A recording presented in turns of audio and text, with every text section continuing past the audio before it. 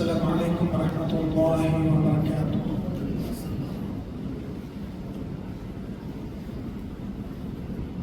الحمد لله رب العالمين، الصلاة والسلام على أشرف الأنبياء والمرسلين نبينا الحبيب محمد صلى الله عليه وسلم وعلى آله وأصحابه ومن اهتدى بهداهم إلى يوم الدين. أما بعد، فقد قال الله سبحانه وتعالى في القرآن المجيد: يا أيها الذين آمنوا اتقوا الله حق تقاته ولا تموتن إلا وأنتم مسلمون. പ്രിയപ്പെട്ട സഹോദരന്മാരെ, സഹോദരിമാരെ, അല്ലാഹുവിന്റെ കൽപ്പന നിർദ്ദേശങ്ങൾ ജീവിതത്തിന്റെ മിക്ക മേഖലകളിലും സൂക്ഷിക്കണമെന്ന് എന്നോടെന്ന പോലെ നിങ്ങൾ ഓരോരുത്തരോടും അതർഹിക്കുന്ന പ്രാധാന്യത്തിൽ ഗൗരവത്തിൽ ഉണർത്തുകയാണ്.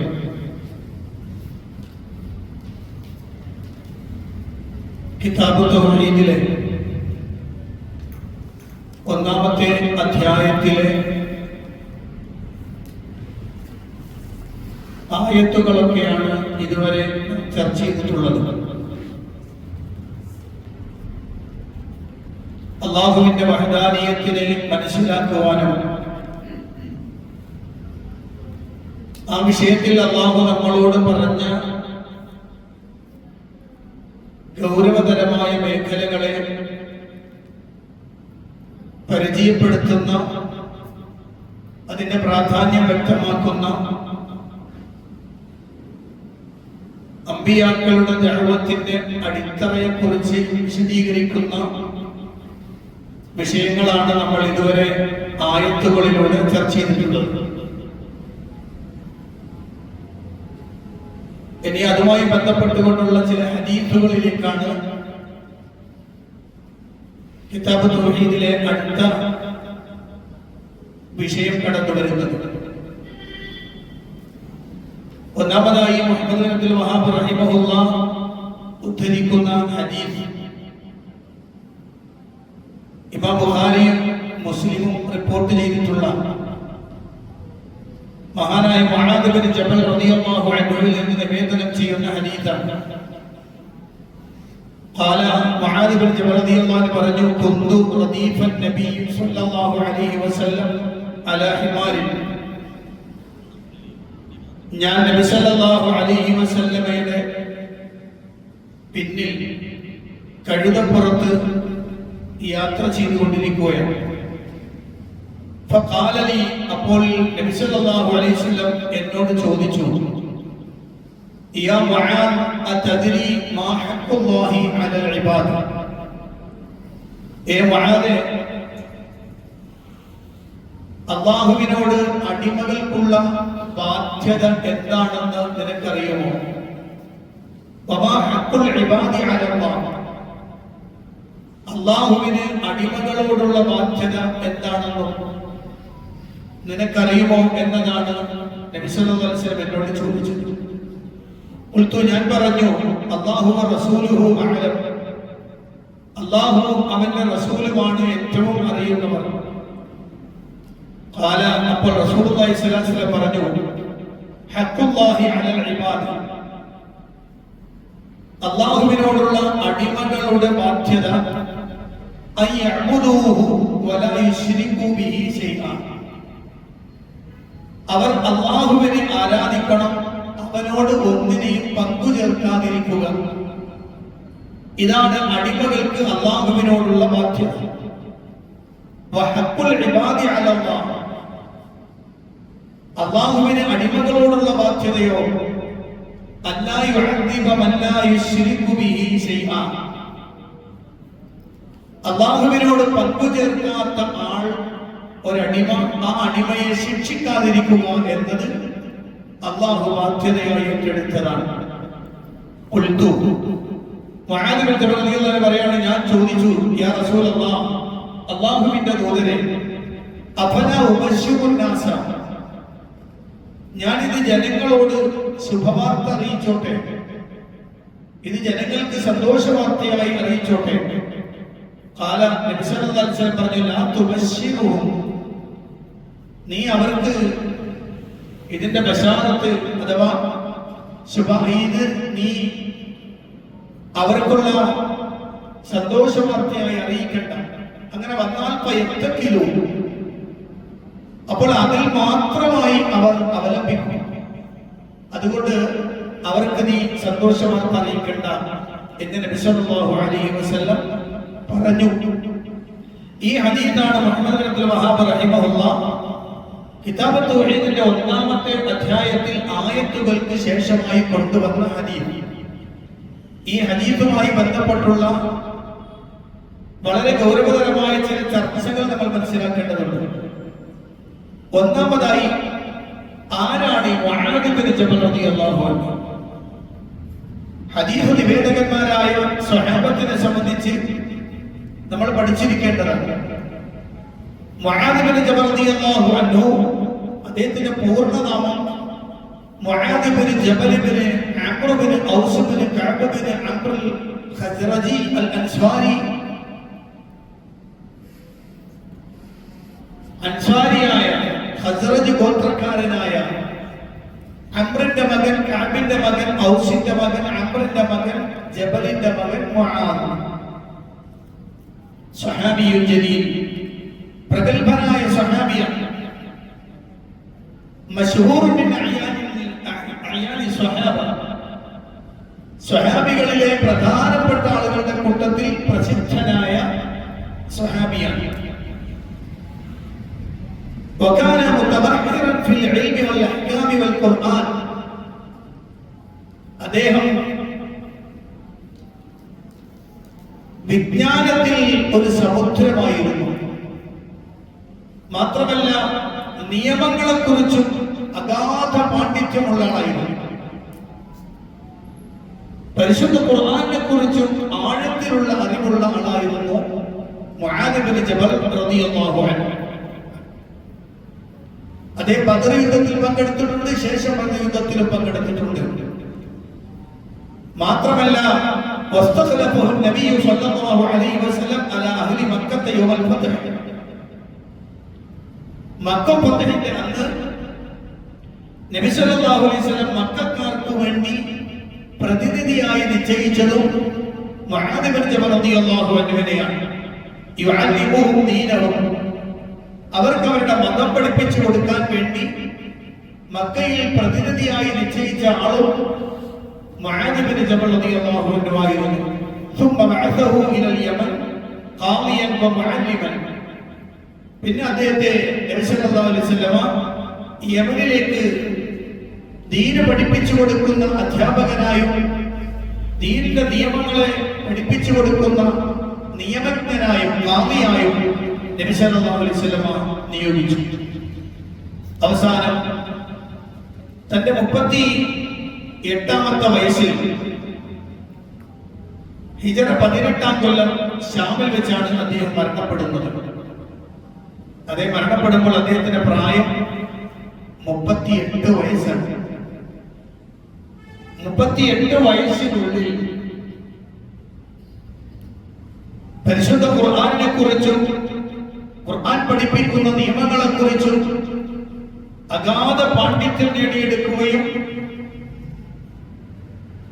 മക്കയും യമനും അടങ്ങുന്ന ധാരാളം പ്രദേശങ്ങളിൽ ജനങ്ങൾക്ക് ദീന് പഠിപ്പിച്ചു കൊടുക്കുന്ന ആളായി മാറുകയും ചെയ്തു മഹാനായ മുആദ് ബിൻ ജബൽ റളിയല്ലാഹു അൻഹു. അപ്പൊ അദ്ദേഹമാണ് ഈ ഹദീസ് നമുക്ക് പഠിപ്പിച്ചു തരുന്നത്. അദ്ദേഹം പറയുന്നത്, ഞാൻ പ്രവാചകന്റെ പിന്നിൽ ഒരു കഴുതപ്പുറത്ത് പ്രവാചകന്റെ പിന്നിൽ യാത്ര ചെയ്തുകൊണ്ടിരിക്കുകയാണ്. റദീഫ് എന്നൊക്കെ പറഞ്ഞാൽ നമ്മുടെ സ്കൂട്ടറിലൊക്കെ പോകുമ്പോ പിന്നിലിരിക്കില്ലേ, അതിനെയാണ് ഈ റദീഫ് എന്ന് പറയുന്നത്. അങ്ങനെ പ്രവാചകനോടൊപ്പം യാത്ര ചെയ്യുമ്പോഴാണ് നബി സല്ലല്ലാഹു അലൈഹി വസല്ലം ഈ ചോദ്യം അദ്ദേഹത്തോട് ചോദിക്കുന്നത്. അതദ്രി ഹത്തഅരിഫ് മാ ഹഖ്ഖുല്ലാഹി അലൽ ഇബാദ്, അടിമകൾക്ക് അല്ലാഹുവിന്റെ മേലുള്ള ബാധ്യത എന്താണെന്ന് അറിയുമോ എന്ന് പറഞ്ഞാൽ മാ യസ്തഹിഖുഹു വയജഅലുഹു മുതഹദ്ദിമൻ അലൽ ഇബാദ്, അടിമകൾക്ക് നിർബന്ധമായും അവർ വഹിക്കേണ്ടുന്ന ചെയ്യേണ്ടുന്ന ബാധ്യത എന്താണെന്ന് അറിയുമോ എന്നതാണ് ചോദ്യം. ഹഖ്ഖുൽ ഇബാദി അലല്ലാഹ് എന്ന് പറഞ്ഞാൽ മാ കതബഹു അലാ നഫ്സിഹി തഫദ്ദുലൻ മിൻഹു വഇഹ്സാനൻ, അല്ലാഹുവിന് അടിമകളോടുള്ള ബാധ്യത എന്താണെന്ന് ചോദിക്കുമ്പോൾ അല്ലാഹുവിന് അങ്ങനെ പ്രത്യേക ബാധ്യതകളൊന്നുമില്ലല്ലോ. ബാധ്യത എന്ന് പറയുന്നത് സൃഷ്ടികളുമായി ബന്ധപ്പെട്ടത്. സ്രഷ്ടാവിനെന്തില്ല, ഒരു ബാധ്യതയും ഇല്ലല്ലോ. അപ്പൊ എന്താണ് ആ പറയാൻ ഉദ്ദേശിക്കുന്നത്? മാ കതബഹു അലാ നഫ്സിഹി തഫദ്ദുലൻ മിൻഹു വഇഹ്സാനൻ, അല്ലാഹു അവന്റെ നഫ്സിൽ ഔദാര്യമായും ഇഹ്സാനായും അല്ലാഹു രേഖപ്പെടുത്തി വെച്ചത് എന്ന് മാത്രമേ അതിനർത്ഥമുള്ളൂ. അല്ലാഹു അവന്റെ ഔദാര്യമായി അടിമകൾക്ക് കൊടുക്കുന്ന ഇഹ്സാനായി അല്ലാഹു അവന്റെ നഫ്സിൽ രേഖപ്പെടുത്തി വെച്ചത് എന്നാണ് അല്ലാഹുവിന്റെ ബാധ്യത എന്ന് പറഞ്ഞാൽ അർത്ഥമാക്കുന്നത്. അല്ലാതെ അല്ലാഹു അത് ചെയ്തില്ലെങ്കിൽ എന്താ നീ ചെയ്യാത്തതെന്ന് ചോദ്യം ചോദിക്കുന്ന ആ തരത്തിലുള്ള ബാധ്യതയോ കടപ്പാടുകളോ ഒന്നും അല്ലാഹുവുമായി ബന്ധപ്പെട്ട് ഇല്ല. അപ്പൊ ഇവിടെ ഈ ഹദീസിൽ നിന്ന് നമ്മൾ മനസ്സിലാക്കേണ്ടുന്ന വളരെ പ്രധാനപ്പെട്ട വിഷയം എന്താണ്? ഈ ഹദീസിന്റെ അവസാനത്തിൽ ഒരു പ്രയോഗമുണ്ട്, ഫയത്തഖിലൂൻ. മുആദ് റളിയല്ലാഹു അൻഹു ഈ വിഷയം റസൂൽ ചോദിച്ചു, എന്നിട്ട് നബി തങ്ങൾ അതിന് ഉത്തരം പറഞ്ഞു. അപ്പൊ സ്വാഭാവികമായും കേട്ട ആള് ചോദിക്കാൻ, നബിയെ ഞാനിത് ജനങ്ങൾക്ക് പറഞ്ഞു കൊടുക്കട്ടെ, അവർക്കൊരു സന്തോഷാവുമല്ലോ. അപ്പൊ റസൂൽ പറഞ്ഞു വേണ്ട. എന്താണ് നബി തങ്ങൾ അങ്ങനെ പറയാനുള്ള കാരണം? അതിന്റെ അർത്ഥം യഅ്തമിദു അലാ ദാലിക ഫയത്റുകു തനാഫുസ ഫിൽ അഅമാലി സ്വാലിഹ. അങ്ങനെ വന്നാൽ അവരെന്ത് ചെയ്യും? അതിന്മേൽ തന്നെ അങ്ങോട്ട് നിൽക്കും. സൽക്കർമ്മങ്ങൾ ചെയ്യുന്നതിൽ മത്സരബുദ്ധിയൊക്കെ അവർക്ക് നഷ്ടപ്പെടും. ഞങ്ങൾ അല്ലാഹു അല്ലാത്തവർക്ക് ഇബാദത്ത് എടുക്കുന്നില്ലല്ലോ, ശിർക്ക് ചെയ്യുന്നില്ലല്ലോ, അതുകൊണ്ട് അത്രയൊക്കെ മതി, കാരണം അവരെ നരകത്തിൽ ശിക്ഷിക്കൂലെന്നല്ലേ അല്ലാഹുവിന്റെ റസൂൽ സ്വല്ലല്ലാഹു അലൈഹി വസല്ലം പറഞ്ഞത്. അതുകൊണ്ട് അതിലെത്തിയും അവരങ്ങ് നിരതമാകും.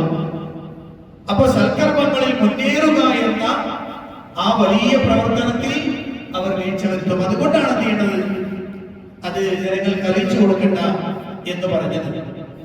എന്നാൽ പിന്നെ എന്തായിരുന്നു ഇത് അറിയിച്ചു കൊടുക്കാനുള്ള പ്രചോദനം? റസൂലുള്ളാഹി സ്വല്ലല്ലാഹു അലൈഹി വസല്ലം പറയുന്ന ജനങ്ങൾക്ക് നീ അത് എത്തിച്ചു കൊടുക്കണ്ടെന്നാ പറഞ്ഞത്.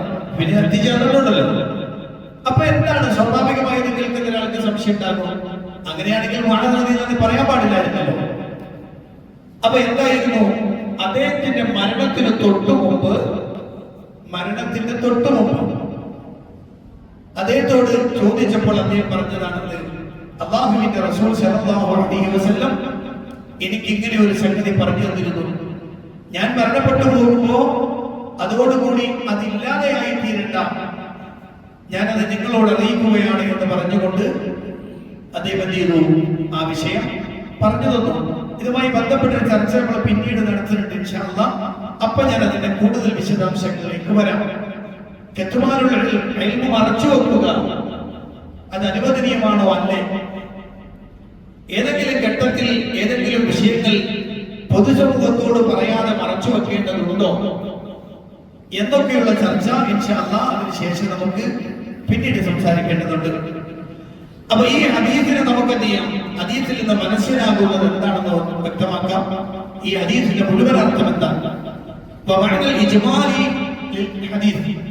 ഈ ഹദീസിന്റെ മൊത്തത്തിലുള്ള അർത്ഥം أن النبي صلى الله عليه وسلم أراد أن يبين وجوب التوحيد على العباد وفضله. الله سبحانه وتعالى അവന്റെ വഹ്ദാനിയത്തിനെ ബോധ്യപ്പെടുത്തി കൊടുക്കാൻ അല്ലാഹുവിന്റെ റസൂൽ സല്ലല്ലാഹു അലൈഹി വസല്ലമയോട് അറിയിച്ച പ്രകാരം നബി സല്ലല്ലാഹു അലൈഹി വസല്ലം തൗഹീദ് നിർബന്ധമാണ് അടിമകൾക്ക് തൗഹീദ് നിർബന്ധമാണ്, അത് നിർബന്ധമാണ് എന്നും അത് ശ്രേഷ്ഠമാണ് എന്നും വ്യക്തമാക്കി കൊടുക്കാൻ അല്ലാഹുവിന്റെ റസൂൽ ഉദ്ദേശിച്ചു. എന്നിട്ട് പ്രവാചകൻ അത് പറഞ്ഞു തുടങ്ങിയത് എങ്ങനെയാണ്? ഒരു ചോദ്യത്തിന്റെ രൂപത്തിലാണ്.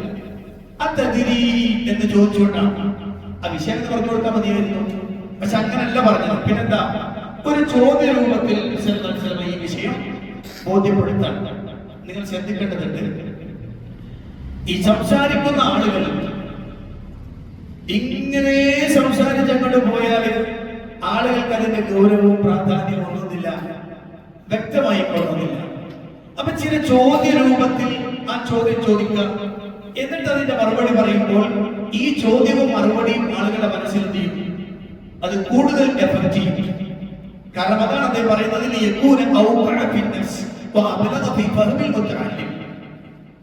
ഒരു പഠിക്കുന്ന ആൾക്ക് അയാൾക്ക് മനസ്സിലാക്കാൻ ഏറ്റവും നല്ലതും അയാളുടെ മനസ്സിൽ അതങ്ങ് ശക്തി പ്രാപിക്കാനും അതല്ലെങ്കിൽ ആ മനസ്സിലങ്ങ് രൂഢമൂലമാകാനും ഏറ്റവും നല്ലത് ചോദ്യരൂപത്തിൽ ആ വിഷയം ചോദിക്കുക, എന്നിട്ട് ഉത്തരം പറയുക എന്നതാണ്. അതുകൊണ്ടാണ് നബി സല്ലല്ലാഹു അലൈഹി വസല്ലം ചെയ്യുന്നത്. ഈ ഹദീസ് തൗഹീദിന്റെ പ്രാധാന്യം നിർബന്ധമാണെന്നോ അതിന്റെ പ്രാധാന്യവും നേർക്ക് നേരെ പറയാതെ മുആദ് റളിയല്ലാഹു അൻഹു ചോദിക്കാണ്, അതദ്രി, നിനക്കറിയുമോ? ആ ചോദ്യം അങ്ങനെ ചോദിക്കാനുള്ള കാരണം ഇതാണ്.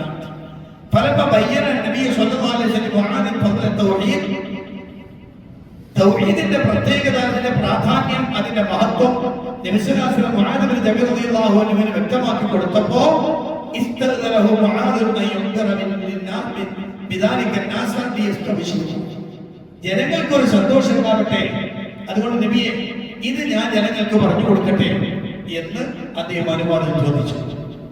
ഫമനഅഹു നബി സല്ലല്ലാഹു അലൈഹി വസല്ലം ബിദാലിക, നബി സല്ലല്ലാഹു അലൈഹി വസല്ലം അത് തടഞ്ഞു. എന്താണ്? ഖൗഫൻ മിൻ അൻ യഅതമിദ الناس അലാ ദാലിക,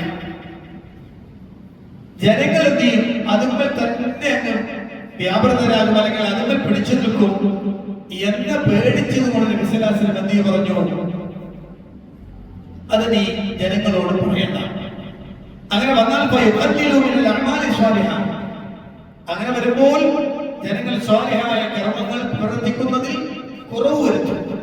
അതുകൊണ്ട് എന്ത് ചെയ്യണ്ട, അതിപ്പോ പറഞ്ഞു കൊടുക്കണ്ട എന്ന് നബി സല്ലല്ലാഹു അലൈഹി വസല്ലം ബോധ്യപ്പെടുത്തി കൊടുത്തു എന്നാണ് ഈ ഹദീസിൽ നിന്ന് മനസ്സിലാകുന്നത്. ഹദീസിന്റെ മൊത്തത്തിലുള്ള മാന അങ്ങനെ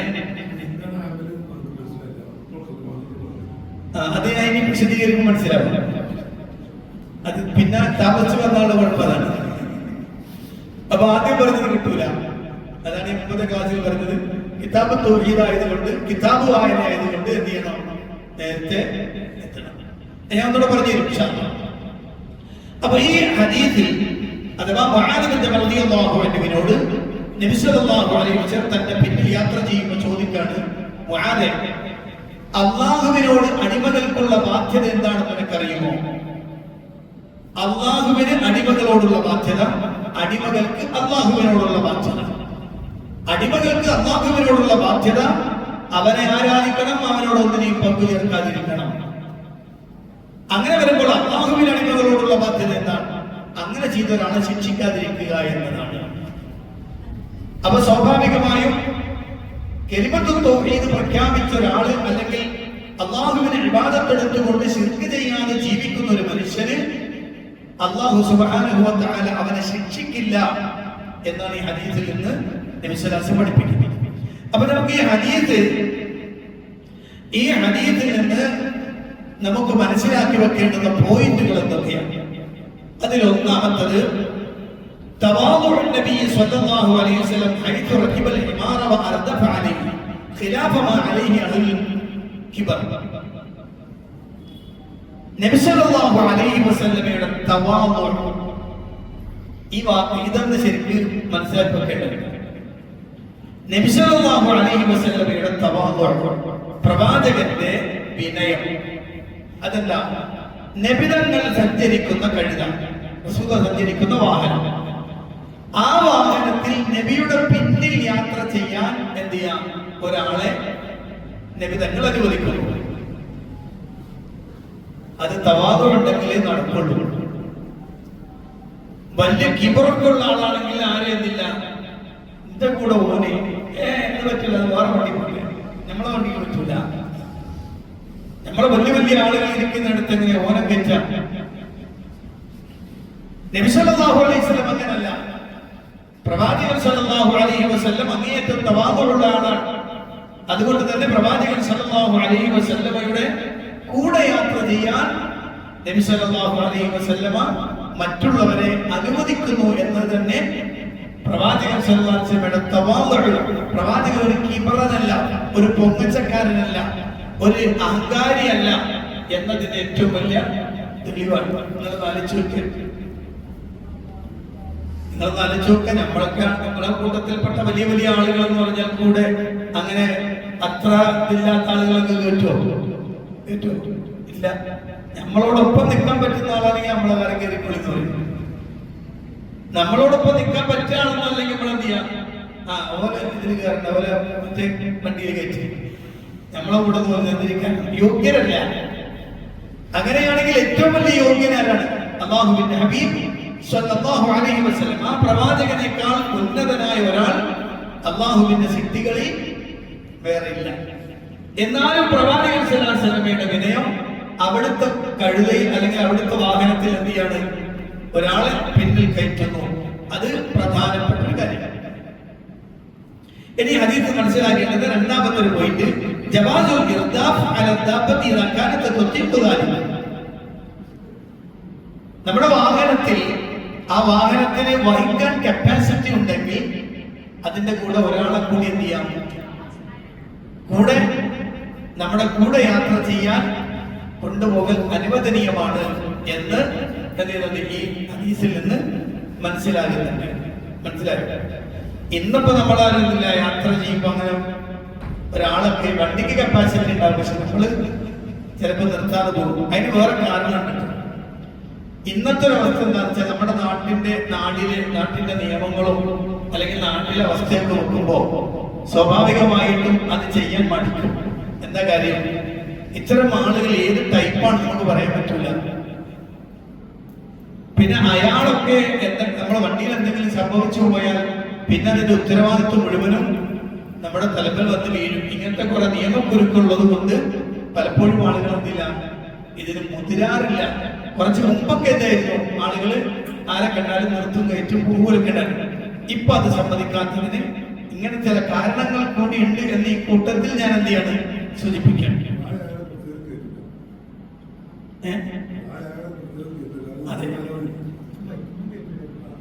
ഇനി മൂന്നാമത്തത്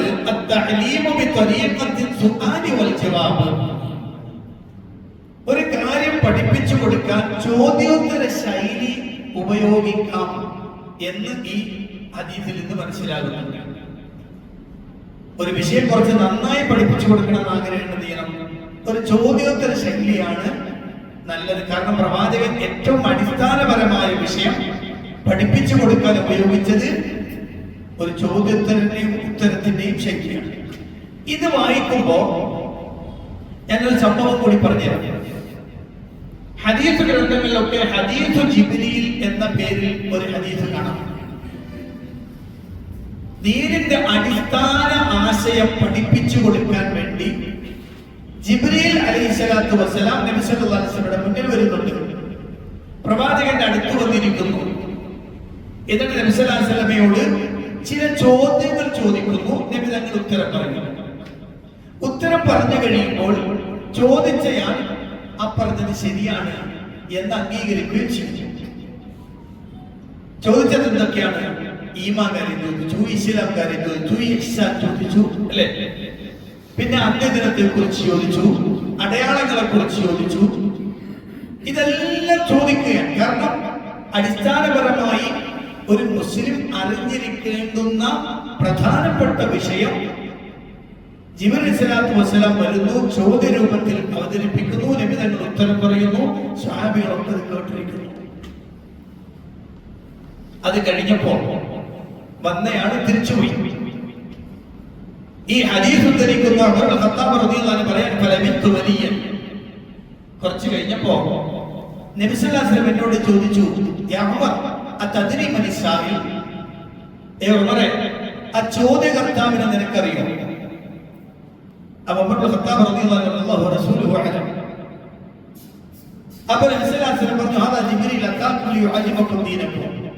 അത് ജിബ്രീലാണ്, നിങ്ങൾക്ക് നിങ്ങളെ മതം പഠിപ്പിച്ചു തരാൻ വേണ്ടി വന്നതാണ്. അപ്പൊ മതത്തിന്റെ അടിസ്ഥാന ആശയങ്ങൾ ജനഹൃദയങ്ങളിൽ കൃത്യമായി വേരുറക്കാനും അവർക്ക് ബോധ്യമാവാനും ഏറ്റവും നല്ലത്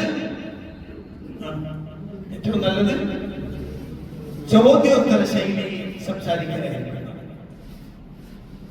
ഞാൻ ഇതിന്റെ ഗൗരവം മനസ്സിലായതിനു ശേഷമാണ് എന്റെ പ്രസംഗത്തിൽ ഈ പൊതുപ്രഭാഷണമായാലും ഞാൻ എന്ത് ചെയ്യും, മുന്നിലിരിക്കുന്ന ആളുകളോട് ചോദിക്കും.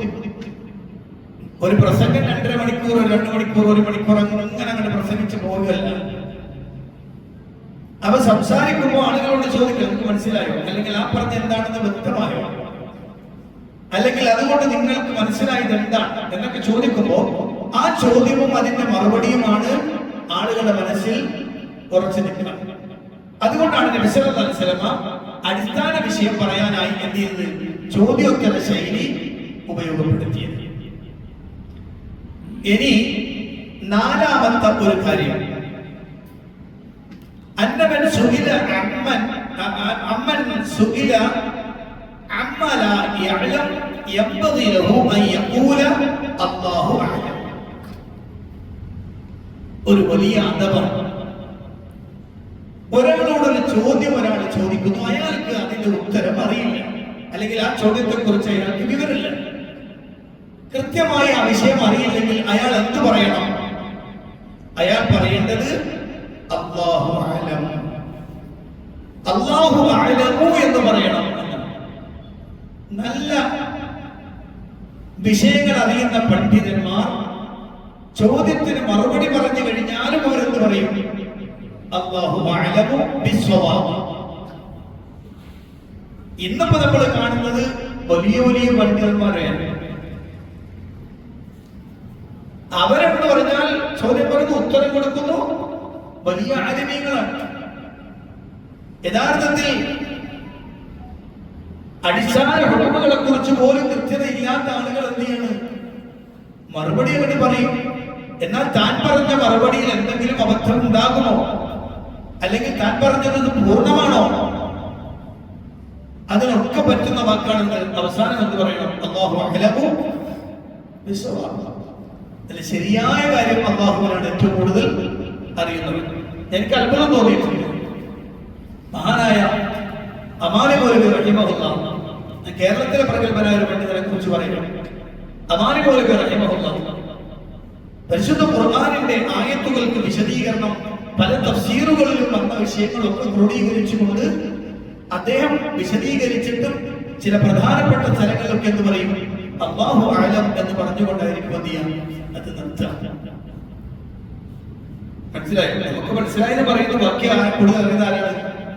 അല്ലാഹു അഅലം എന്ന് പറയൽ അതൊരു അർത്ഥമാണ്. ഒരാൾ നല്ല ആര്യമാണ് എന്ന് തിരിച്ചറിയാനുള്ള ഒരു അടയാളം കൂടിയാണ് അയാളുടെ സംസാരത്തിന്റെ അവസാനം അല്ലാഹു അഅലമു എന്ന് പറയുന്നത്. അതിന് ധാരാളം ഗ്രന്ഥങ്ങൾ, അറബി തഫ്സീറുകളാണെങ്കിലും ഹദീസിന്റെ ശുറൂഹുകളാണെങ്കിലും ഇപ്പൊ പുറത്തുള്ള ഗൾഫ് രാജ്യങ്ങളിലൊക്കെയുള്ള അറബി ഉലമാക്കളാണെങ്കിലും അവരൊക്കെ ചോദ്യം വന്നു, മറുപടി പറഞ്ഞു, അല്ലെങ്കിൽ എന്തെങ്കിലും വിശദീകരിച്ചു, എന്നൊക്കെ അവസാനം വരുന്ന് പറയും അല്ലാഹു അഅലമു എന്ന് പറയും. അത് ഒരു ആലിമിന്റെ, ഒരു വിവരമുള്ള ഒരാളുടെ ബാധ്യതയാണ്. അതുകൊണ്ടാണ് മുആദ് ബിൻ ജബൽ റളിയല്ലാഹു അൻഹു പ്രവാചകന്റെ ചോദ്യത്തിന് മറുപടി പറഞ്ഞപ്പോൾ എന്ന് പറഞ്ഞു അല്ലാഹു വ റസൂലുഹു അഅലം. നബി, എനിക്ക് ആ വിഷയത്തിൽ അറിവില്ല, അല്ലാഹുവും റസൂലുമാണത് ഏറ്റവും അറിയുന്നവർ. അപ്പൊ നമുക്ക് അറിവില്ലെങ്കിലും ഒരു വിഷയത്തെ കുറിച്ച് കൂടുതൽ വിവരമില്ലെങ്കിലും ഒക്കെ എന്ത് ചെയ്യണം? പറയാൻ ഏറ്റവും നല്ലത് അല്ലാഹു വ റസൂലുഹു. യഥാർത്ഥത്തിൽ ഇന്ന് അറിയില്ല എന്ന് പറയില്ലല്ലോ. ഉണ്ടോ? നിങ്ങൾ കേട്ടിട്ടുണ്ടോ ആരെങ്കിലും ഒരു ചോദ്യം ചോദിച്ചാൽ അതെനിക്ക് അറിയില്ല എന്ന് പറഞ്ഞു കേൾക്കണം? ഇല്ല, എന്തെങ്കിലും പറഞ്ഞ് ഒപ്പിപ്പോയിരിക്കും. ഇപ്പൊ നിലനിൽക്കാൻ പറ്റുന്ന മറുപടി പറഞ്ഞു. കുറച്ചിന് ചിലപ്പോൾ എന്ത് ചെയ്യാതെ അബദ്ധമായിരിക്കും മാറ്റി പറയേണ്ടി വരും. പക്ഷെ എന്നാലും എനിക്ക് അറിയില്ല എന്ന് പറയുന്നൊരു മടിയുണ്ട്. മഹാനായ ഇമാം ശാഫിഈ റഹ്മത്തുള്ളാഹി അലൈഹി അദ്ദേഹത്തിന്റെ പ്രസിദ്ധമായ ഒരു വാക്കുണ്ട്, നിസ്ഫുൽ ഇൽമി ലാ അദ്രി. നിസ്ഫുൽ ഇൽമി ലാ അദ്രി. അറിവിന്റെ പകുതി എന്ന് പറയുന്നത് എനിക്ക് അറിയില്ല എന്ന് പറയലാണ്. പ്രഗത്ഭരായ ഇമാമുമാരോട് പോലും പല ചോദ്യങ്ങൾ ചോദിക്കുമ്പോഴും അവരെന്ന് പറയും, അതിൽ എനിക്കറിയില്ല. കാരണം അത് അവരുടെ അറിവിന്റെ പ്രത്യേകതയാണ്. അറിവ് മേപ്പുരല്ലാത്തവരെന്ന് തീപ്പൊരി അല്ലേ? മേപ്പുരല്ലാത്തവന് തീപ്പൊരി പേടിക്കണോ എന്ന് പറഞ്ഞാൽ വിവരമില്ലാത്തവരൊന്നും പേടിക്കണ്ട, ഓരോ വായിൽ വരുന്നത് പറഞ്ഞാൽ മതി. അപ്പൊ വളരെ പ്രധാനമാണ് അല്ലാഹു അഅലം എന്ന് പറയൽ. ഇനി അടുത്തത് അഞ്ചാമത്തെ പ്രത്യേകത, മഅരിഫത്തു ഹഖ്ഖില്ലാഹി അലൽ ഇബാദ് വഹുവ അൻ യഅ്ബുദൂഹു വഹ്ദഹു ലാ ശരീക ലഹു. ഒരടിമക്ക് അല്ലാഹുവിന്റെ മേലുള്ള ബാധ്യതയെ മനസ്സിലാക്കി തരുന്നുണ്ട് ഈ ഹദീസ്. ഈ ഹദീസ് നമ്മൾ പഠിക്കുന്ന പോയിന്റ്, ഒരടിമക്ക് അല്ലാഹുവിനോടുള്ള ബാധ്യത അതെന്താണ്? അവനെ ആരാധിക്കുക, അവനോട് ഒന്നിനെയും പങ്കു ചേർക്കാതിരിക്കുക. ഇത് ഒരടിമക്ക് അല്ലാഹുവിനോടുള്ള ബാധ്യതയാണ്. ഈ ബാധ്യത നിർവഹിക്കാത്ത ഒരടിമയും തന്റെ ബാധ്യത നിർവഹിച്ചവനേ അല്ല. ഇബാദത്ത് അല്ലാഹുവിനെ മാത്രമാക്കി അവരിൽ ഒന്നിനെയും പങ്കുചേർക്കാതെ ജീവിക്കുക എന്നത് ഒരടിമ അല്ലാഹുവിനോട് ചെയ്യുന്ന ബാധ്യതയാണ്. അത് മനസ്സിലാക്കി തരുന്നു. ആറാമത്തത്, അന്ന മൻ ലം യജ്തനിബ ശിർക്ക് ലം യകുൻ ആതിയ ബി ഇബാദത്തില്ലാഹി ഹഖീഖത്തൻ വലൗ അബദഹു ഫി സൂറ. ശരിക്ക് ശ്രദ്ധിക്കേണ്ടുന്ന ഒരു വിഷയമാണ്. ശരിക്ക് ശ്രദ്ധിക്കേണ്ടുന്ന ഒരു വിഷയമാണ്. അതെന്താ? അന്ന മൻ ലം യജ്തനിബ ശിർക്ക്, ഒരാൾ ശിർക്ക് ഒഴിവാക്കിയിട്ടില്ലെങ്കിൽ ലം യകുൻ ആതിയ ബി ഇബാദത്തില്ലാഹി ഹഖീഖ, അയാൾ യഥാർത്ഥത്തിൽ അല്ലാഹുവിനുള്ള ഇബാദത്ത് ചെയ്തിട്ടേയില്ല, അല്ലാഹുവിനുള്ള ഇബാദത്ത് കൊണ്ടുവന്നവനല്ല. വലൗ അബ്ദഹു ബിസ്സൂറ, രൂപത്തിൽ ചിലപ്പോൾ ഇബാദത്തിന്റെ രൂപമൊക്കെ അവൻ ചെയ്തിട്ടുണ്ടാകും, പക്ഷെ യഥാർത്ഥത്തിലുള്ള ഇബാദത്ത് അവൻ കൊണ്ടുവന്നിട്ടില്ല. കാരണം ഇബാദത്ത് ശരിയാവണമെങ്കിൽ എന്ത് വേണം? ശിർക്ക് ഉണ്ടാവാൻ പാടില്ല. ഒരാൾ അല്ലാഹുവിൽ ശിർക്ക് ചെയ്യുന്നുണ്ട്, അവൻ നിസ്കരിക്കുന്നുണ്ട് എങ്കിൽ ആ നിസ്കാരം രൂപം മാത്രമാണ്, ഇബാദത്തായി പരിഗണിക്കില്ല. കാരണം എന്താണ്? അയാൾ ശിർക്ക് ചെയ്യുന്നുണ്ട്. ഒരാൾ ശിർക്ക് ചെയ്യുന്നുണ്ട്, അയാൾ തന്നെ റമദാനിൽ നോമ്പെടുക്കുന്നുണ്ട് എങ്കിൽ നോമ്പിന്റെ രൂപം അവിടെയുണ്ട്, പക്ഷെ അയാളുടെ ഇബാദത്തായി പരിഗണിക്കില്ല. ഒരാൾ ഹജ്ജിന് പോകുന്നുണ്ട്, തൗഹീദിന്റെ വിളംബരമാണ് ഹജ്ജ്, പക്ഷെ ശിർക്ക് ചെയ്യുന്ന മനുഷ്യനാണെങ്കിൽ ആ മനുഷ്യന്റെ ഹജ്ജ് രൂപത്തിൽ ഹജ്ജായിരിക്കും, പക്ഷെ ഹഖീഖത്തൻ അത് ഇബാദത്തായി വരില്ല. മനസ്സിലായോ? അപ്പൊ എന്താണ് ഈ പറഞ്ഞത്? അല്ലാഹുവിനോടൊരു അടിമയുടെ ബാധ്യത എന്ന് പറയുന്നത് അവന് ഇബാദത്തെടുക്കണം, അവനിൽ ഒന്നിനെയും പങ്കു ചേർക്കാതിരിക്കുകയും വേണം. അപ്പൊ ശിർക്ക് വന്നാൽ ഇബാദത്ത് പറഞ്ഞു. മനസ്സിലായോ? ഇതാണ് ഇത്ര ഗൗരവത്തിൽ ഈ വിഷയം പറയുന്നത്. എന്തുകൊണ്ടാണ് ഞാൻ പല ക്ലാസ്സിലും സൂചിപ്പിച്ചതാണ്, എന്തുകൊണ്ടാണ് കിതാബ് തൗഹീദിനെ ഇത്ര വിമർശിക്കാനുള്ള കാരണം?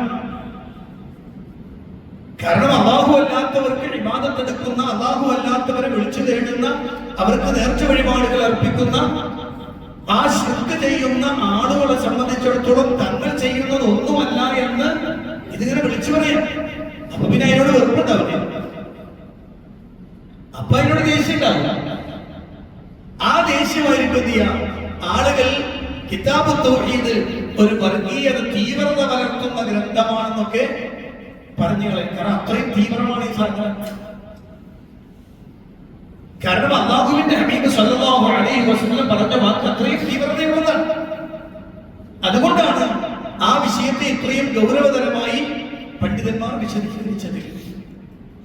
അപ്പൊ ഇനി ഏഴാമത്തെ നമുക്ക് നോക്കാം.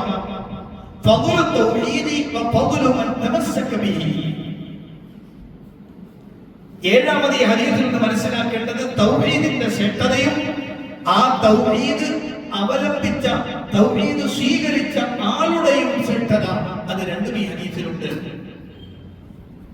കാരണം എന്താ, ഒരാൾക്ക് തൗഹീദ് ഉണ്ടെങ്കിൽ ആ തൗഹീദുള്ള മനുഷ്യനെ ശിർക്ക് ചെയ്യാതെ തൗഹീദ് കൃത്യമാക്കി കൊണ്ടുപോയ മനുഷ്യനെ അല്ലാഹു ശിക്ഷിക്കൂല എന്നത് അയാളുടെ ശ്രേഷ്ഠതയാണ്, അയാളുടെ പ്രത്യേകതയാണ്. അത് ഈ ഹദീസിൽ അല്ലാഹുവിന്റെ റസൂൽ സ്വല്ലല്ലാഹു അലൈഹി വസല്ലം പഠിപ്പിക്കണം. ഒരു അടിമക്ക് അല്ലാഹുവിനോടുള്ള ബാധ്യത യഅ്ബുദുഹു വലാ യുശ്രിക് ബിഹി ശൈഅ. അല്ലാഹുവിന് അടിമയോടുള്ള ബാധ്യത അങ്ങനെ ചെയ്ത ഒരാളെ ശിക്ഷിക്കാതിരിക്കുക എന്നതാണ്. അപ്പൊ അവരുടെ ശ്രേഷ്ഠത എത്ര വലുതാണ്, അത്രയും ശക്തമാണത്.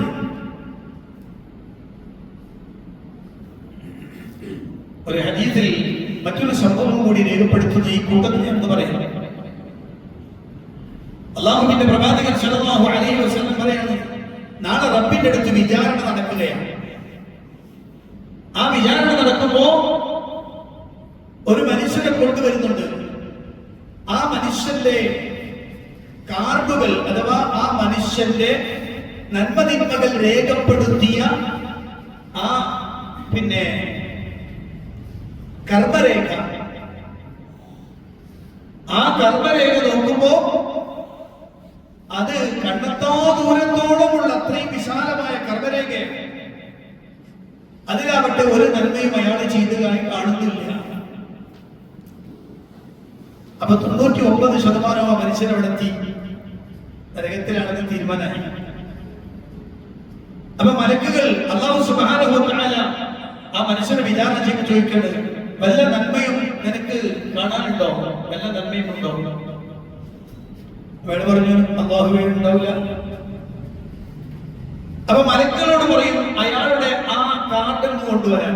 ഞാൻ കാർഡ് ഇംഗ്ലീഷിൽ പറയട്ടോ, നബി സല്ലല്ലാഹു അലൈഹി വസല്ലം പറഞ്ഞത് ആ കാർഡ് എന്ന് പറയാൻ പറ്റുന്ന ഒരു വാക്കാണ്, അത് കൊണ്ടുവരാൻ. അപ്പൊ അതിൽ രേഖപ്പെടുത്തിയിട്ടുള്ളത് ഇയാൾ ജീവിതകാലത്ത് അയാൾ പ്രഖ്യാപിച്ച തൗഹീദാണ്. അയാൾ ശിർക്ക് ചെയ്യാതെ കലിമത്തു തൗഹീദിനനുസരിച്ച് നിന്നതാണ് ആ രേഖപ്പെടുത്തിയ ഖൗൽ തൗഹീദ്, കലിമത്തു തൗഹീദാണ്. അത് കൊണ്ടുവന്നു, എന്നിട്ട് അത് വെക്കാൻ പറയുന്നു. അപ്പൊ ഈ മനുഷ്യൻ അത്ഭുതത്തോടെ ചോദിക്കുന്നുണ്ട്, പഠിച്ചവനെ, ഇത്രയധികം നന്മയില്ലാത്ത തിന്മ മാത്രം ചെയ്ത ഈ ഒരു സാധനം എങ്ങനെയാണ് രക്ഷപ്പെടുക? അങ്ങനെ തൗഹീദ് എന്ന കലിമത്ത് തൗഹീദ് രേഖപ്പെടുത്തിയ ആ രേഖ അത് വെക്കുന്നതോടുകൂടി ബാക്കി എല്ലാത്തിനെയും അത് താഴ്ത്തിക്കെട്ടി ഇതിനെ ഏറ്റവും ശക്തമായ മുൻതൂക്കം വരുന്നു. അങ്ങനെ ഈ മനുഷ്യനെ അല്ലാഹു നിന്ന് രക്ഷപ്പെടുത്തുന്നു. അപ്പൊ ഇതിന്റെ വെയിറ്റ് എത്രയായിരിക്കും? എത്രയായിരിക്കും ഇതിന്റെ വെയിറ്റ്? അതാണ് മൂസാ നബി അലൈഹിസ്സലാത്തു വസ്സലാമിനോട് അല്ലാഹു പറയുന്നത്, മൂസാ നബി പറയാണ്, അല്ലിംനി ശൈഅൻ അദ്കുർ, അല്ലാഹുവേ നിന്നെ സ്മരിക്കാനുള്ള ഒരു വാക്ക് നീ എനിക്ക് പറഞ്ഞു തരണം. അപ്പൊ അല്ലാഹു മൂസാ നബിയോട് പറഞ്ഞു, ഖുൽ ലാ ഇലാഹ ഇല്ലല്ലാഹ്, ഖുൽ ലാ ഇലാഹ ഇല്ലല്ലാഹ്. മൂസാ നബി ലാ ഇലാഹ ഇല്ലല്ലാഹ് എന്ന് പറഞ്ഞു. അപ്പൊ മൂസാ നബി അലൈഹിസ്സലാത്തു വസ്സലാം പറയുന്നുണ്ട്, കുല്ലു ഇബാദിക യഖൂലു ഹാദാ, പഠിച്ചവൻ നിന്റെ അടിമകളെല്ലാം ഇത് പറയുന്നവരാണല്ലോ, എനിക്കൊരു പ്രത്യേകമായിട്ട് നിന്നെ സ്മരിക്കാനുള്ള ഒരു വാക്ക് പറഞ്ഞു. അപ്പൊ അല്ലാഹു മൂസാ നബിയോട് പറയുന്നു, മൂസാ, ഈ 7 ആകാശവും ഭൂമിയും അവയിലുള്ളതെല്ലാം ഒരു തട്ടിൽ വെച്ചിട്ട് ലാ ഇലാഹ ഇല്ലല്ലാഹ് എന്നത് മറ്റേ തട്ടിൽ വെച്ചാൽ ഇതിനെ എല്ലാത്തിനെയും അതിജയിച്ചുകൊണ്ട് ലാ ഇലാഹ ഇല്ലല്ലാഹ് ഏറ്റവും ഘനമുള്ളതായി തീരും. മൂസാ, അത്രയും വെയിറ്റ് ഉള്ളതാണ് ലാ ഇലാഹ ഇല്ലല്ലാഹ്. മനസ്സിലായോ? അപ്പൊ ഇതിന്റെ പ്രത്യേകത, ഇതിന്റെ പകലും അത് പിൻപറ്റിയാളെ മുറുകെ പിടിച്ചാളുടെ ശ്രേഷ്ഠതയും ഈ ഹദീസ് വിശദീകരിച്ചു തരുന്നു. എട്ടാമത്തത് തഫ്സീറു തൗഹീദ് വഅന്നഹു ഇബാദത്തുല്ലാഹി വഹദഹു വതർക്കു ശിർക്ക്. ഈ ഹദീസിലും കഴിഞ്ഞ ആയത്തുകൾ ചർച്ച ചെയ്തപ്പോൾ നമ്മൾ പറഞ്ഞിരുന്നു തൗഹീദിന്റെ തഫ്സീർ എന്താണ്, തൗഹീദിന്റെ വിശദീകരണം എന്താണ്. ആ വിശദീകരണം ഈ ഹദീസിലുമുണ്ട്. അതെന്താണ്? ഇബാദത്തുല്ലാഹി വഹ്ദഹു വതർക്കു ശിർക്ക്. അല്ലാഹുവിനെ മാത്രം ഇബാദത്ത് എടുക്കുക, ശിർക്ക് ഒഴിവാക്കുക. ഇതാണ് എന്ത്? തൗഹീദിന്റെ തഫ്സീർ. തൗഹീദ് എന്ന് പറഞ്ഞാൽ അതിന്റെ വിശദീകരണം എന്താന്ന് ചോദിച്ചാൽ ഉത്തരം എന്താണ്? ഇബാദത്തുല്ലാഹി വഹ്ദഹു വതർക്കു ശിർക്ക്. ഇബാദത്തുല്ലാഹി വഹ്ദഹു വതർക്കു ശിർക്ക്. ഇതാണ് തൗഹീദിന്റെ തഫ്സീർ. 9 ഇസ്തിഹ്ബാബു ബശാറത്തുൽ മുസ്ലിം ബിമാ യസുറു. ഒരു മുസ്ലിമിനെ സംബന്ധിച്ചിടത്തോളം അവന് സന്തോഷമുണ്ടാക്കുന്ന കാര്യം അവനെ അറിയിച്ചു കൊടുക്കൽ അതൊരു നല്ല കാര്യമാണ്, അത് സുന്നത്തായ കാര്യമാണ് എന്ന് ഈ ഹദീസ് അറിയിക്കുന്നുണ്ട്.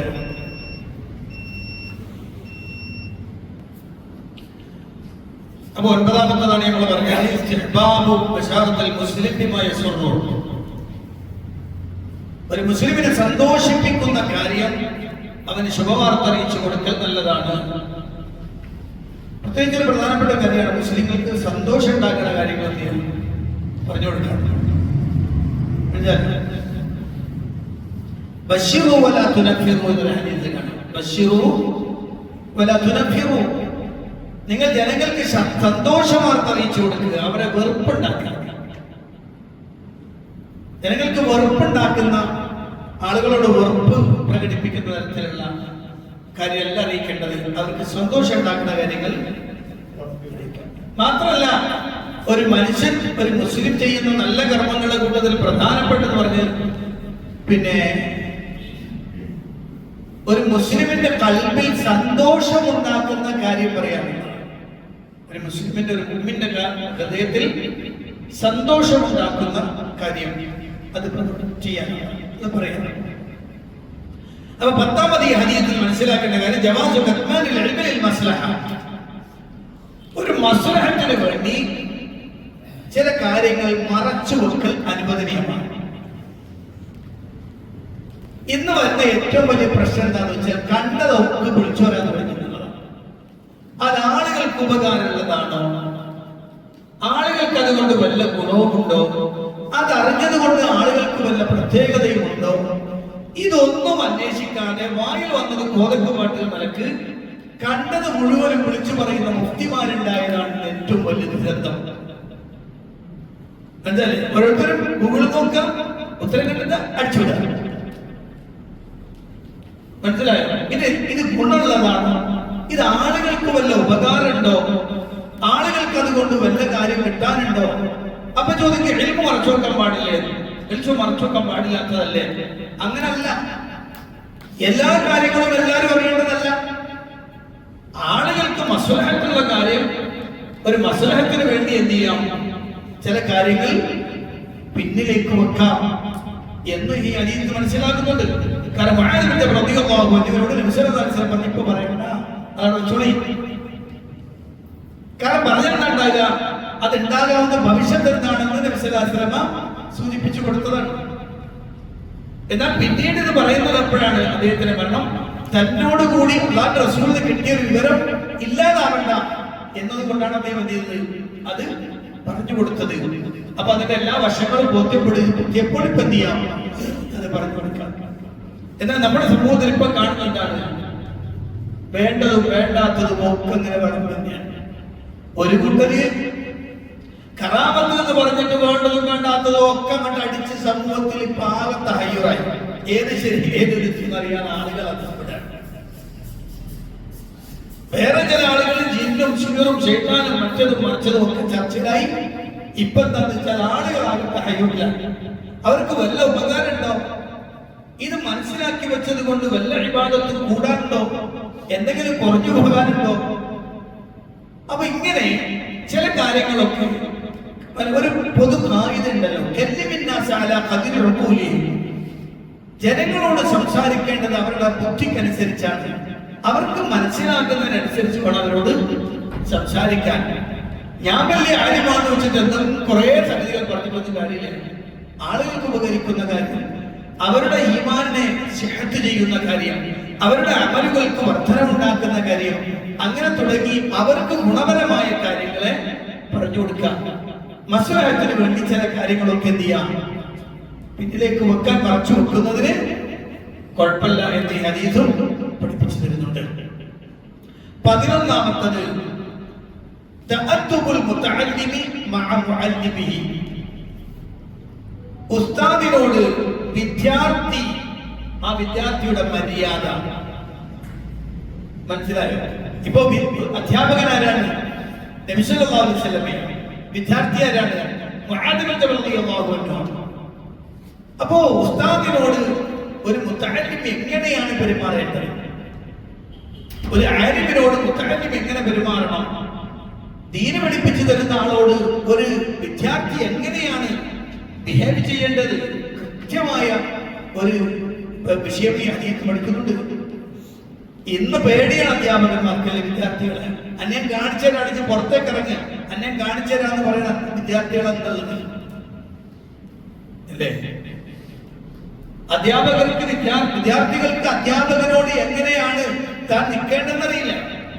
ഞാനൊരു സംഭവം പറയട്ടെ പെട്ടെന്ന്. മഹാനായ ഇമാം ശാഫിഈ റഹ്മത്തുള്ളാഹി അലൈഹിയെ കുറിച്ച് ചരിത്രത്തിൽ കാണുന്ന ഒരു വാക്കാണ്. ശരിയോ തെറ്റോ എന്ന് എനിക്കറിയില്ല. അദ്ദേഹത്തിന് ചരിത്രം രേഖപ്പെടുത്തിയത് കാണാവുന്നതാണ്. ഒരു അങ്ങാടി നിൽക്കുന്ന സമയത്ത് മുന്നിലൂടെ നടന്നു പോകുന്ന ഒരാളെ കണ്ട് ഷാഫി ഇമാം എഴുന്നേറ്റ് നിന്നു എന്ന് കാണാം. അവൻ ചോദിച്ചു, നിങ്ങൾ എന്തിനാണ് ഇമാം എഴുന്നേറ്റ് നിൽക്കുന്നത്? അയാളൊരു അമുസ്ലിമായ മനുഷ്യനല്ലേ? മാത്രമല്ല അയാൾ ഏതോ ഒരു തൊഴിലാളിയാണ്. അയാളെ കണ്ട് നിങ്ങൾ എന്തിനാ എഴുന്നേൽക്കണം? ഷാഫി ഇമാം പറഞ്ഞ മറുപടി അവിടെ നിന്ന് ആളുകളൊക്കെ ഞെട്ടിച്ചു. ആ പോയത് എന്റെ ഉസ്താദാണ്. എന്ത് ഉസ്താദ് എന്ന് പറഞ്ഞാൽ, ഒരു നായ കാല് പൊക്കിയിട്ട് മൂത്രമൊഴിക്കുന്നത് എപ്പോഴാണെന്ന് എനിക്കറിയത്തില്ല. ആ നായ കാല് പൊക്കി മൂത്രമൊഴിക്കുന്നത് എപ്പോഴാണെന്ന് എനിക്ക് പറഞ്ഞു തന്നത് ആ ഉസ്താദാണ്, അയാളാണ്. എന്ന് പറഞ്ഞാൽ അത് പ്രായപൂർത്തിയാകുമ്പോഴാണ് എന്ത് ചെയ്യാം, നായ കാല് പൊക്കി മൂത്രമൊഴിക്കണം. ആ വിവരം എനിക്ക് പറഞ്ഞു തന്ന അധ്യാപകനാണ് പോയത്. ആ അധ്യാപകനെ ഞാൻ എന്ത് ചെയ്യണം? ബഹുമാനിച്ചതാണ്. ഇന്നോ മനസ്സിലാ പറഞ്ഞത്? അപ്പോ ഒരു അധ്യാപകൻ ഒരു വിവരം പറഞ്ഞു തന്ന ഒരാളാണെങ്കിൽ അയാളോട് നമ്മൾ കാണിക്കേണ്ടുന്ന അദബ് വല്ലാത്തതാണ്. അത് ഇന്നത്തെ വിദ്യാർത്ഥികൾക്ക് നഷ്ടമായിട്ടുണ്ട്. ഇന്ന് വിദ്യാർത്ഥികൾ എങ്ങനെ അധ്യാപകനെ ഇല്ലാതാക്കാമെന്നാണ് ശ്രമിക്കുക. എന്റെ ഫ്രീഡം കളഞ്ഞ ഓനെ വെറുതെ വിടൂല. എന്നാൽ തനിക്ക് വർത്തമാനം പറഞ്ഞു തന്നത്, തനിക്ക് വിവരം പറഞ്ഞു തന്നത്, തന്നെ ദീന പഠിപ്പിച്ചത്, തന്നെ മതപരമായ വിഷയം പഠിപ്പിച്ചത്, ഭൗതികമായ വിഷയം പഠിപ്പിച്ചതൊക്കെ അധ്യാപകനാണ്. ആ അധ്യാപകൻ അത്രയും റെസ്പെക്ട് കൊടുക്കണം, അദ്ദേഹത്തോട് അത്രയും അദബ് കാണിക്കണം എന്ന് ഈ ഹദീസ് മനസ്സിലാകുന്നുണ്ട്. അപ്പോ തൗഹീദിന്റെ അടിത്തറ പഠിപ്പിച്ചു കൊടുത്ത ഈ ഹദീസിൽ 11 പോയിന്റുകളാണ് ശൈഖ് ഫൗസാൻ റഹിമഹുല്ലാഹ് അദ്ദേഹത്തിന്റെ ഗ്രന്ഥത്തിൽ തൗഹീദിനും തൗഹീദ് എന്ന കിതാബിൽ വിശദീകരണം എഴുതിക്കൊണ്ട് ഈ ഹദീസിനെ അദ്ദേഹം വിശദീകരിച്ച് 11 പോയിന്റുകളാണ് പറഞ്ഞിട്ടുള്ളത്. ഇന്നത്തെ ഞാൻ അവസാനിപ്പിക്കാം. കാരണം ഇന്നത്തോടു കൂടി നമ്മുടെ കിതാബ് തൗഹീദിന്റെ 1ാമത്തെ ബാബ് കഴിഞ്ഞിരിക്കുന്നു. ഇനി 2ാമത്തെ ബാബിലേക്കാണ് അടുത്ത ക്ലാസ്സിൽ നമ്മൾ പ്രവേശിക്കാൻ പോകുന്നത്. 1ാമത്തെ ബാബ് ഇതോടുകൂടി അവസാനിച്ചു. ഇപ്പൊ നമ്മൾ 5 ക്ലാസ്സുകൾ ആയിട്ടുണ്ട്. 5 ക്ലാസ്സുകളിലൂടെയാണ് ഈ കിതാബ് തൗഹീദിന്റെ 1ാമത്തെ ബാബ് അവസാനിച്ചിട്ടുള്ളത്. ആ ഹദീസ് പറഞ്ഞുകൊണ്ടാണ് അവസാനിക്കുന്നത്. അല്ലാഹു സുബ്ഹാനഹു വ തആല കാര്യങ്ങൾ കൃത്യമായി മനസ്സിലാക്കി പഠിക്കാൻ തൗഫീഖ് നൽകുമാറാവട്ടെ. ഇനി നമ്മൾ പറഞ്ഞു വെച്ചതുമായി ബന്ധപ്പെട്ട ചോദ്യങ്ങൾ ഇൻഷാ അല്ലാഹ് ചോദിക്കാൻ മാർഗം ചോദിക്കാൻ ചോദിക്കാം.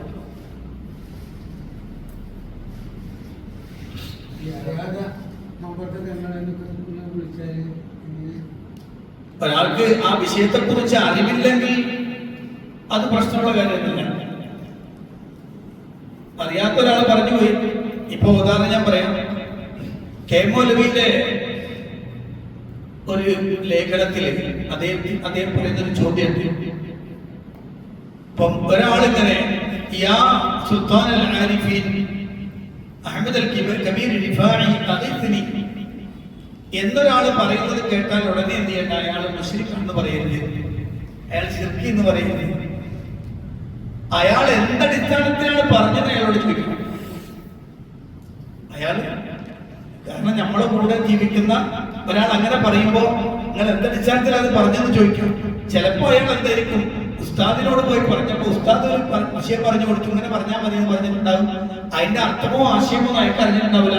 ഉസ്താദ് പറഞ്ഞെന്ന് ഒരു ദിക്ർ പറയുന്ന നിലക്കാരിക്കും എന്ത് ചെയ്യാം, അയാൾ അത് പറഞ്ഞിട്ടുണ്ടാവുക എന്ന് പണ്ഡിതന്മാർ സൂചിപ്പിച്ച കാണാം.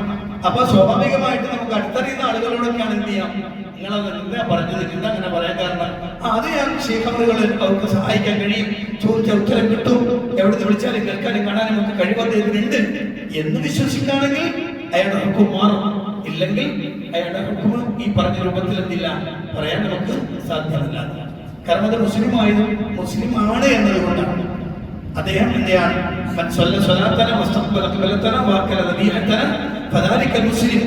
എന്ന ആ ഹദീസ് പ്രകാരം മുസ്ലിമായി 5 നേരം നിസ്കരിച്ച് നമ്മുടെ കൂടെ കഴിയുന്ന ഒരാൾ അങ്ങനെ പറയുമ്പോൾ അയാളോട് ചോദിച്ചു നോക്കണം, നിങ്ങൾ ഇങ്ങനെ ചെയ്യുന്നുണ്ട്, ആ പറഞ്ഞത് എന്താണ്? അപ്പൊ അയാൾ പറയാണ്, എനിക്കറിയാം, അത് മഹാന്മാരെ വിളിക്കലാണ്, അവരോട് വിളിച്ച ഉത്തരം കിട്ടും, അവരോട് ചോദിക്കാം, അവർ കേൾക്കും, അറിയും, ഉത്തരം ചെയ്യുമെന്ന വിശ്വാസമാണോ എങ്കിൽ അത് ശിർക്കാണ്.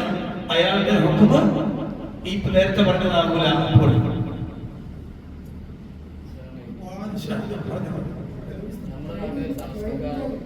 അപ്പോൾ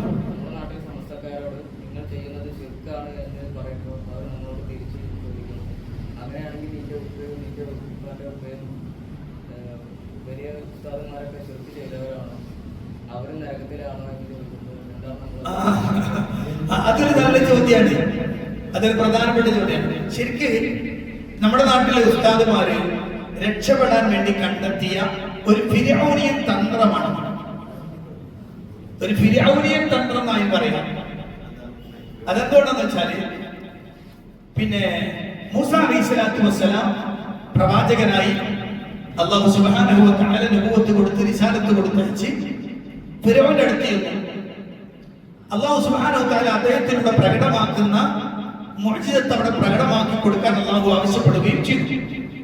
അങ്ങനെ ഫിർഔന്റെ മുന്നിലെത്തി ഫിർഔൻ ഉത്തരം മുട്ടിയപ്പോൾ ഫിർഔൻ തിരിച്ചു ചോദ്യമാണ്, മൂസ നീ പറഞ്ഞത് ശരിയാണെങ്കിൽ, നീ പറഞ്ഞതാണ് ശരിയെങ്കിൽ, ഞങ്ങളൊക്കെ അബദ്ധത്തിലാണെങ്കിൽ അപ്പൊ മുൻഗാമികളുടെ അവസ്ഥ എന്താ? എന്റെ വാപ്പ, വാപ്പാടെ വാപ്പ, അങ്ങനെ തുടങ്ങുന്ന മുൻഗാമികളുടെ അവസ്ഥ എന്താ? അപ്പോ ആളുകൾ എന്ത് ചെയ്യും? എന്റെ വാപ്പ മുശ്രിക്കാണോ, എന്റെ വാപ്പാന്റെ വാപ്പ മുശ്രിക്കാണോ, എന്റെ ഉസ്താദ് മുശ്രിക്കാണോ, ഉസ്താദ് മുശ്രിക്കാണോ എന്നൊക്കെ ചോദിക്കുന്ന ചോദ്യം അതൊരു ഫിർഔനിയൻ, അതുപോലെ തന്നെ മുശ്രിക്കിയൻ തന്ത്രമാണ്. ഞാൻ രണ്ടാമത്തത് പറഞ്ഞുതരാം. അപ്പോ നബി സല്ലല്ലാഹു അലൈഹി പരിശുദ്ധ ഖുർആൻ പറഞ്ഞു, പരിശുദ്ധ ഖുർആൻ മൂസ അലൈഹിസ്സലാത്തു വസ്സലാം മറുപടി പറഞ്ഞു, എന്ത്? ഇൽമുഹാ ഇൻദ റബ്ബി ലാ യദില്ലു റബ്ബി വലാ യൻസാ. അവരെ കുറിച്ചുള്ള വിവരം എന്റെ റബ്ബിന്റെ അടുത്താണ്, എന്റെ റബ്ബിന്റെ അടുത്താണ്. ലാ യദില്ലു റബ്ബി വലാ യൻസാ. എന്റെ റബ്ബിന് മറന്നു പോകില്ല, എന്റെ റബ്ബിന് പഠിച്ചു പോവുകയുമില്ല. വേറൊരു ആയത്തിൽ കാണാം അല്ലാഹു സുബ്ഹാനഹു വ തആല പറഞ്ഞു, തിൽക ഉമ്മത്തുൻ ഖദ് ഖലത് ലഹാ മാ കസബത് വഅലൈഹാ മാ കസബത്. അപ്പോ അത് കഴിഞ്ഞു പോയൊരു സമൂഹം, ആ സമൂഹം ചെയ്തതിന്റെ നന്മ എന്താണോ അവർ കിട്ടും, അവരെ തിന്മ ചെയ്തിട്ടുള്ളോ അതിന്റെ ശിക്ഷ അവർക്ക് കിട്ടും. അവർ പ്രവർത്തിച്ചതിനെ കുറിച്ച് നിങ്ങൾ ചോദ്യം ചെയ്യപ്പെടുകയില്ല. അവർ പ്രവർത്തിച്ചതിനെ കുറിച്ച് നിങ്ങളോടൊന്നില്ല ചോദ്യം ചെയ്യപ്പെടുകയില്ല. അപ്പൊ പ്രവാചകന്മാരെ ഉത്തരം മുട്ടിക്കാൻ ഫിർഔൻ അടക്കമുള്ള മുശ്രിക്കുകൾ, അതുകൊണ്ട് ഞാൻ പറഞ്ഞ ഫിർഔനിയൻ തന്ത്രം, മുശ്രിക്കിയൻ തന്ത്രം പോരാ.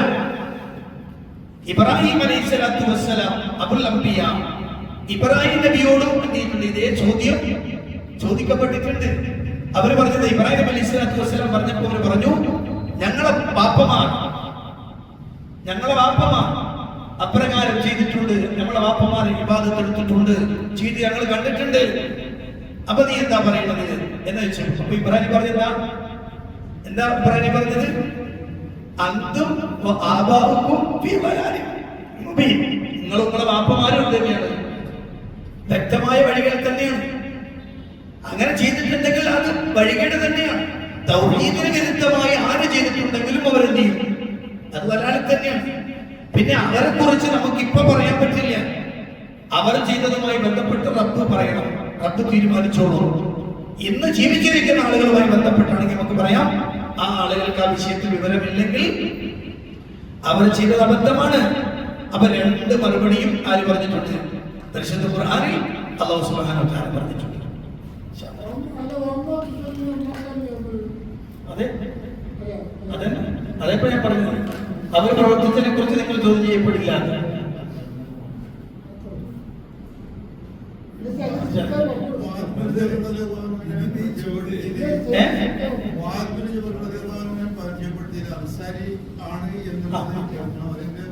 അവരുടെ പിതാവിനെയും പിന്നൊരു 4-5 പിതാമഹന്മാരെയും പറഞ്ഞു അവിടെ പറഞ്ഞത്. അങ്ങനെ അവിടെ പരിചയപ്പെടുത്താൻ ആ പിതാമഹന്മാര് അൻസാരി ഇതിനൊന്നും പെട്ട് ആയില്ല. അല്ല, അത് പിന്നെ പൊതുവെ സാധാരണഗതിയിൽ നെസബ് പറയാറുണ്ട്. നെസബ് പറയാം, നമുക്ക് പറയാൻ ഉണ്ടാവുള്ളൂ. പിന്നെടുത്ത് ചോദിച്ചാൽ എന്റെ പേര് നസീറുദ്ദീൻ, പാപ്പാന്റെ പേര് അബ്ദുൽ കരീം, പാപ്പാന്റെ പാപ്പാന്റെ പേര് മുഹമ്മദ്, അതിന്റെ പാപ്പാന്റെ പേര് പിന്നെ ഫരീദ്, അതിന്റെ പാപ്പാന്റെ പേര് ബാപ്പു, അതിന്റെ പാപ്പാന്റെ പേര് ബാപ്പു ശിപായി. ഇങ്ങനെ കുറച്ച് ആളുകൾ എനിക്കറിയുള്ളൂ. അതിന്റെ പാപ്പാടെ പാപ്പ മരിക്കുന്നതിന് മുമ്പ് ഞാൻ ചോദിച്ചറിഞ്ഞതാണ്. ഇവിടം വരെയാണ് എനിക്കറിയാം, അതിനപ്പുറത്തേക്ക് എനിക്കറിയില്ല. അതേസമയത്ത് നിങ്ങൾ അറബികളോട് ചോദിച്ചാൽ അവരെന്ത് ചെയ്യും? അവരെ പിതാമഹന്മാരെ ഇങ്ങനെ കൃത്യമായിട്ടുണ്ടോ? നമുക്കൊരു പ്രശ്നം എന്താണെന്ന് വെച്ചാൽ നമ്മളത് ഇവിടെ കൺവെർട്ടഡ് മുസ്ലിമാണ് നമ്മളെല്ലാരും. നമ്മൾ കുറച്ചങ്ങോട്ട് പോയാൽ പിന്നെ അവരെ കിട്ടൂല, ആപ്പാനെ പറയാൻ പറ്റൂല. അതല്ലേ പിന്നെ നമ്മുടെ ഉമർഖാലി പറഞ്ഞൊരു വാക്ക്,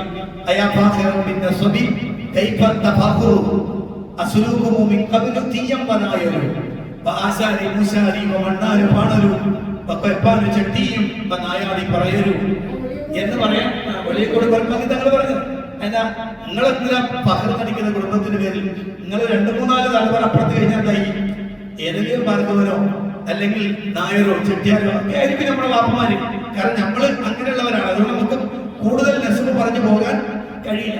പക്ഷെ അറബികൾ അങ്ങനെയല്ല, അറബികൾക്ക് കൃത്യമായ നെസബ് പറയാം. നബി സല്ലല്ലാഹു അലൈഹി വസല്ലം പറഞ്ഞാൽ ഇസ്മായിൽ അലൈഹി സ്വലാത്തു വസ്സലാം മുതൽ തുടങ്ങി നബി സല്ലല്ലാഹു അലൈഹി വസല്ലമിലേക്ക് എത്തുന്ന 20 ഉപ്പാപ്പമാർ, 20 വാപ്പമാരുടെ നെസബ് പ്രവാചകൻ സല്ലല്ലാഹു അലൈഹി വസല്ലമയ്ക്കുണ്ട്. മനസ്സിലായില്ലേ? ഇതാണ് ആ വിഷയത്തിൽ സൂചിപ്പിക്കാനുള്ളത്. അല്ല, അത് നോക്കിയിട്ടല്ല, അത് ശരിക്ക് ആ ആളെ പറയുമ്പോൾ ആ ആളുടെ ഇന്ന ആളുടെ ഉപ്പാപ്പയാണെന്ന് പറയാം. അതാണ് സൂചിപ്പിക്കാനുള്ളത്. പറയട്ടെ. സുബ്ഹാനക്കല്ലാഹു വബിഹംദിക അശ്ഹദു അൻ ലാ ഇലാഹ ഇല്ല അൻത അസ്തഗ്ഫിറുക വ അത്തൂബു